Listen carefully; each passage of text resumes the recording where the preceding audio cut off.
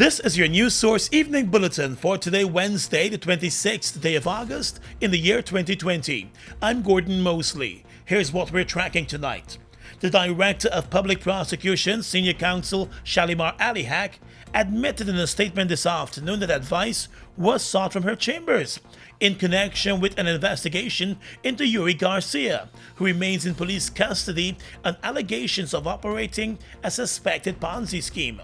Responding to recent statements by former Minister of Citizenship Winston Felix, who clarified issues surrounding the granting of citizenship to the Cuban national, the DPP said the police dispatched files to her office twice for advice. She said the first file was received in November last year and appeared incomplete. The police force was asked to conduct further investigations, and when the file was resubmitted for advice in April of this year, legal advice was provided based on the statements that were in the file. The DPP said the statements in the police file did not disclose that Garcia was involved in any unlawful activities. She said a complaint which sparked the investigation was made through an anonymous report, and based on the investigations conducted by the police, there was no evidence of the commission of any offense by Yuri Garcia. The investigation came to an end following the advice of the DPP, and the Cuban was allowed to continue with his application for Guyanese citizenship by naturalization, based on his marriage to a Guyanese citizen. The statement by the DPP this afternoon raises new questions about the earlier probe by the police, but confirms statements by the former citizenship minister that it was an anonymous tip and not any formal complaint that triggered an investigation of the Cuban businessman.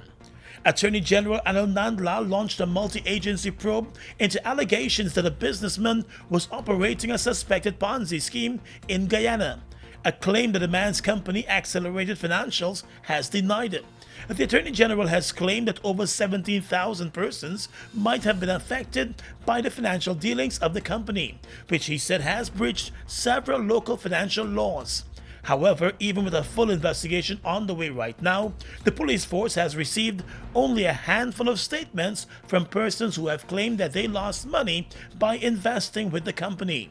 The Bank of Guyana recently made an unprecedented move to publish the personal banking records of the owner of the company and his wife. The Bank of Guyana is part of the probe, along with the Securities Council. A number of local banks have closed the accounts of the couple. But in a statement yesterday, the company said the accounts should be reopened so that it could be allowed to give investors their money back. They also want to be properly registered to transact financial trading in Guyana. News source understands that the police force is continuing to build a case against the husband and wife, and they could find themselves in court this week. More news coming up in just a moment.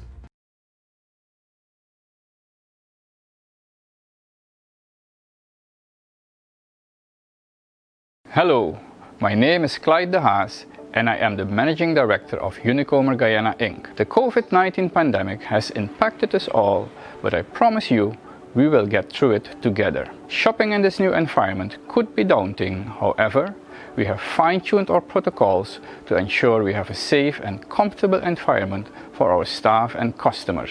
Our store teams are observing the 6-20-100 protocol. That is 6 feet social distancing, washing hands for 20 seconds, and ensuring every day their body temperatures are below 100 degrees Fahrenheit. Additionally, all staff and customers are required to wear face masks when inside our stores. We are sanitizing all frequently touched areas, including door handles and counters, several times a day. Our service technicians and delivery team members will utilize full PPE when visiting your home. All these measures are to ensure we minimize any risks to you or to our staff. You can also shop with us via telesales or online at shopcoach.com. We are well prepared and ready to help you find the products you need in the safest way possible. Spend $3,000 in fuel at Falls Gas Station between August 3rd and September 30th and get a chance to win over 100 weekly prizes, or $3,000 in our recently renovated supermarket and you can win weekly prizes and one of 2 great food hampers in our summer promotion. At Falls, we provide a safe environment for you to shop, and you can choose from a wide range of products at unbeatable prices too, along with excellent service, of course. So shop now at Falls and make this a summer to remember. GBTI is your Guyanese bank, a bank that understands every customer's unique needs, opportunities, challenges, and financial concerns. At GBTI, we see you for you. Whether you're buying a new home or car, planning your next vacation or retirement, saving for your child's future, or whether you're ready to take that bold step of investing in your dream business idea, we are with you every step of the way. We hear your stories and watch you focus on your dreams as we share your aspirations. We are more than just banking. We are a family. We are part of your community. Our commitment extends way beyond the walls of our branches and is demonstrated every day in the opportunities we provide to our individual and business customers. The support, time, and commitment we give back to communities across Guyana to help improve the lives of our Guyanese families. Because we see Guyana through your eyes.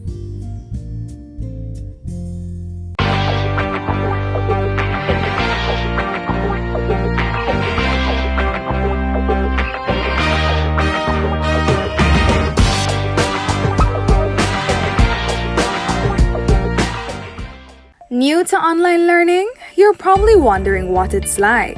Our online platform creates an engaging learning experience. Using any device, you can be a part of amazing class discussions, collaborate with others, and have access to virtual learning software with the help of our experienced tutors. With our multiple payment methods, you will never have to leave home. Find out how tech can allow you to learn anything, anywhere, at any time.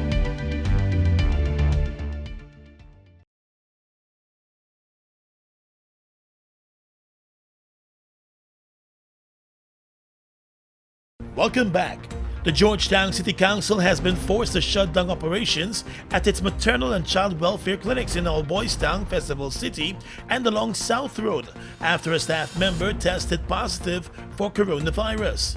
City Mayor Ubraj Narain told News Source today that the Ministry of Health has been contacted so that other staff members could be tested and contact tracing could be done.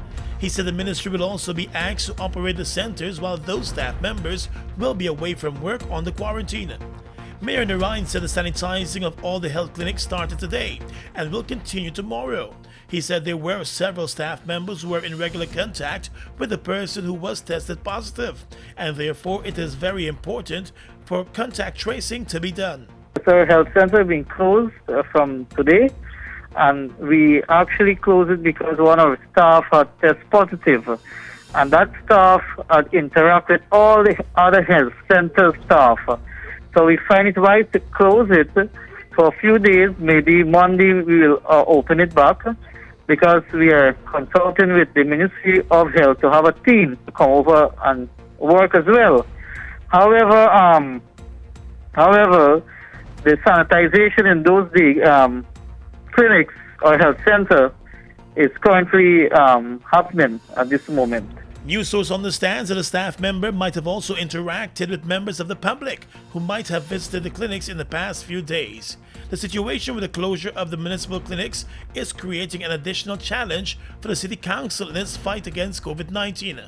Earlier this week, the council received reports that at least 3 vendors from the Stabroek Market area have tested positive for COVID-19.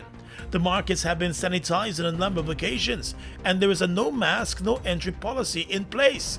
However, the City Council has still found a number of vendors and shoppers flouting the guidelines. Several have already been charged and fined for not wearing their face mask at the marketplaces. The city mayor said the further relaxing of the curfew measures is also creating another burden for the city, as more persons are out at a later time and not following the guidelines. 2 weeks ago, the Health Ministry announced that the curfew hours would now be between the hours of 9 p.m. to 5 a.m. The mayor said he believes the change was misplaced and is possibly one of the contributing factors to the increase in new cases of coronavirus, especially in the city. Guyana has recorded 33 new cases of coronavirus today, taking the total number of active cases to 519. 31 cases were recorded yesterday. Of the 519 active cases, 424 of those persons are in home isolation, with just 95 positive cases in institutional quarantine. The total number of persons in the coronavirus intensive care unit now stands at 9. The total number of recoveries has climbed to 534. Of the 33 new cases for today, 11 are from Region 4, while 30 new cases have been recorded in Region 1. Region 3 has recorded 5 new cases. The Ministry of Health did not provide any information on the number of tests completed in the past 24 hours, but it continues to say that the increase in numbers is based on additional tests being done. And based on the current numbers, the number of women being affected in Guyana by COVID-19 has now surpassed the number of men affected by the disease.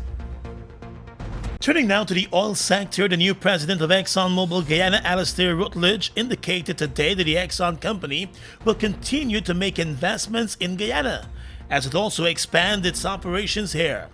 On the issue of existing contracts with the Guyana government, the ExxonMobil Guyana president said based on his interactions with the new government, the administration is looking at a review of the contract and not a renegotiation. We have had very little discussion with the government. What they have emphasized is that they will review the contracts, but they are not seeking to negotiate the contracts.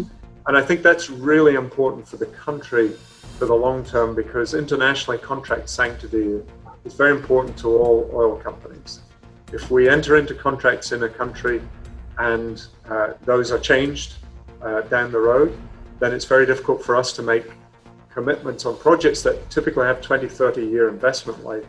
So how can we make those investments if we're unsure whether the terms will change? So I do think it's important that everybody understands that sanctity of contract is important to the long-term investment of not just ExxonMobil, but any other investors considering coming to the country.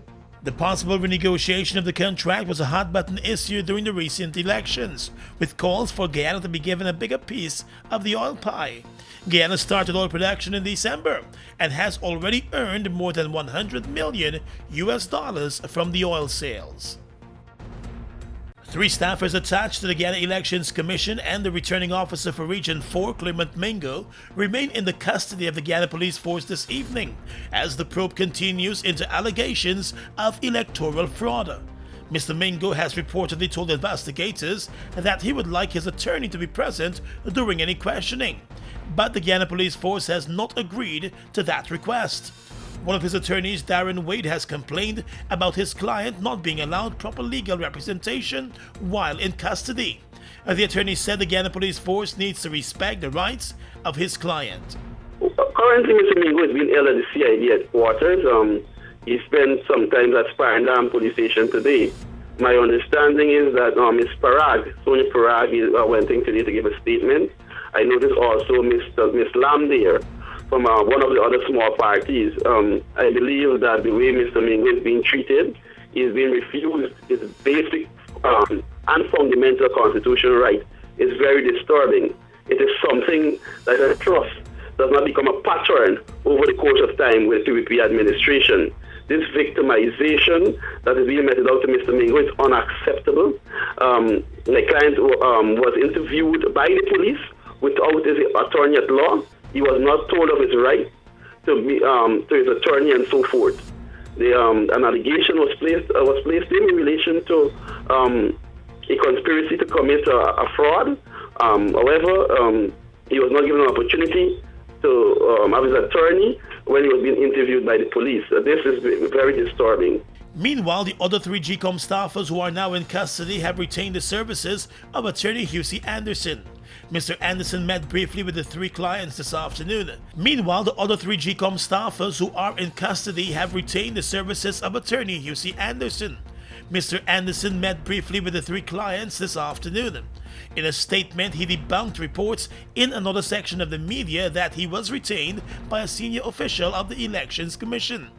The attorney said he was contacted and retained by the 3 GCOM workers themselves. He said that of the 3 persons, 2 are still to be questioned by the police, and the third was briefly questioned before that questioning was suspended. He was quick to point out that none of his clients worked as assistants to the Region 4 returning officer. Clermont Mingo is facing investigations into allegations that he allegedly participated in fraudulent conduct during the March elections. The private criminal charge against him was filed by a candidate for the PPP, Charles Ramson Jr. The Office of the Director of Public Prosecutions has since taken over the case, but has ordered that a comprehensive investigation be completed by the police before the matter continues. In the courts, 3 weeks after he was sentenced to life in prison for the gunning down of his reputed wife, disgraced ex-GDF officer Erwin Sandy has moved to the Court of Appeal in an effort to seek a reduced sentence. Sandy was charged and committed to stand trial for the murder of Riona Pena. But when the matter was called in the High Court, he opted to plead guilty to a manslaughter charge, expecting a light sentence. Justice Sandal Kisuna accepted a guilty plea to the manslaughter charge, but sentenced Sandy to life in prison, leaving the convict shocked. During the sentencing, the judge reminded that Sandy used excessive and brutal force when he shot his reputed wife 14 times to the body, including once to the head. Now Sandy, through his attorneys, is hoping that the Court of Appeal will offer a lighter sentence, since it is his belief that a life in prison sentence is harsh. The shooting incident took place in April 2018 in Alexander Village. Sandy and his partner were involved in an argument when she walked away from him. In return, using his service weapon, he opened fire on the woman and stood over her body and continued shooting after she collapsed. He left her body at the side of the roadway and drove away from the scene, later turning himself into the police and handing over the murder weapon. On the police blotter, the Guyana Police Force on Tuesday night announced the arrest of 2 pensioners ages 72 and 76, along with their granddaughter and her live-in partner, after a number of weapons were found at their Springlands quarantine home. The police seized a 9mm pistol along with a magazine with 4 live rounds, a 12-gauge shotgun, a 9mm Powerline airgun, and an outdoor bow and arrow. In another search of the house owned by the granddaughter's husband, a pistol, cleaning kit, and 2 holsters were found. In a statement, the police force said the 2 pensioners were questioned and later released, while the granddaughter and the reputed husband remain in custody. The bust took place yesterday afternoon during a search of the elderly couple's home, which was triggered by a tip. The elderly couple lives in the bottom flat of the house, while the granddaughter and her reputed husband, along with their 5-year-old child, live in the upper flat. The police force said the search was conducted in the presence of all of the occupants of the home. Investigators from the Springlands police station are leading the probe. Across the Region is coming up next.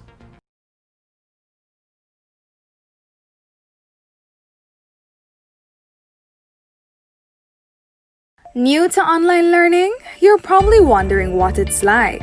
Our online platform creates an engaging learning experience. Using any device, you can be a part of amazing class discussions, collaborate with others, and have access to virtual learning software with the help of our experienced tutors. With our multiple payment methods, you will never have to leave home. Find out how tech can allow you to learn anything, anywhere, at any time. Spend $3,000 in fuel at Falls Gas Station between August 3rd and September 30th and get a chance to win over 100 weekly prizes, or $3,000 in our recently renovated supermarket and you can win weekly prizes and one of 2 great food hampers in our summer promotion. At Falls, we provide a safe environment for you to shop, and you can choose from a wide range of products at unbeatable prices too, along with excellent service, of course. So shop now at Falls and make this a summer to remember. We are legions of men standing strong, but never too proud to stoop and help someone. We must send a clear signal to all. Do right, walk in upright ways, knowing that's what being a man is all about. And ever aware that things will only get worse when good men do nothing. Stand strong, be the one to live right. They've made a positive impact on the heavy-duty transportation industry in Guyana since they've arrived. Guyanese are amazed at their power, durability, efficiency, and superior handling capabilities. These are brand new trucks, manufactured in partnership with German, Italian, and French companies. They have a powerful reputation for operating under very adverse Guyanese conditions and come with full after-sales service and spare parts. They're the most sought-after trucks today, with over 500 units in Guyana, and they're available in over 100 countries, including South America and the Caribbean. Be smart. Buy brand new ST Howo trucks today. Call 608-4998 and arrange for an inspection at ST Truck Guyana Incorporated, Block B, Public Road, Covenant, East Bank, Demerara.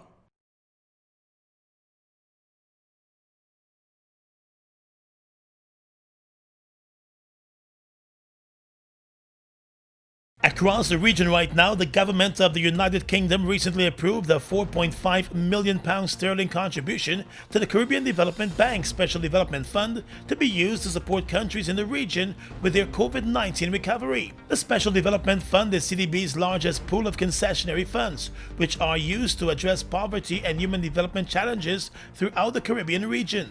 The UK is already the largest bilateral donor to the region and is the second largest contributor to the Special Development Fund. The new announcement follows CDB having recently successfully met agreed upon performance targets. The support also follows recent announcements of the UK contributing £3 million to the Pan American Health Organization for the provision of essential medical supplies in the region, and a further £2 million to the World Food Programme and others to scale up assistance for the most vulnerable households and to counter domestic violence against women and children. In Dominica, plans for the reopening of schools for the 2020-2021 academic year remain in place, even after Dominica recorded 2 new active COVID-19 cases. The Education Minister, Octavia Alfred, said teachers will spend the first 2 weeks to assess the students. Just last week, the minister announced during the Education in Action TV program that schools will reopen on the 1st of September for teachers and on the 7th of September for students. She said face-to-face is important because children need to be assessed in terms of their psychological behavior. The Minister of Education in Dominica is also hoping that they can squeeze in some face-to-face time, and she wants them to go step by step and ask parents to trust the process because everything will be in place for the reopening of schools in Dominica. And finally, at this time, international news. Hurricane Laura is expected to cause an unsurvivable storm surge, extreme winds, and flash floods as it hits the U.S., the National Hurricane Center has warned. Laura was upgraded to a Category 4 storm as it approached the coast of Texas and Louisiana earlier today. The National Hurricane Center warned local residents to rush to complete preparations. 500,000 have been told to leave. Laura and another storm, Marco, earlier hit the Caribbean, killing 24. Marco has already struck Louisiana, bringing strong winds and heavy rain earlier this week. Initially, it was feared that both storms would hit Louisiana as hurricanes within 48 hours of each other, an unprecedented event. But Marco was downgraded to a tropical storm as it moved in to coastal U.S. And that's your News Source Evening Bulletin for tonight. I'm Gordon Mosley reporting.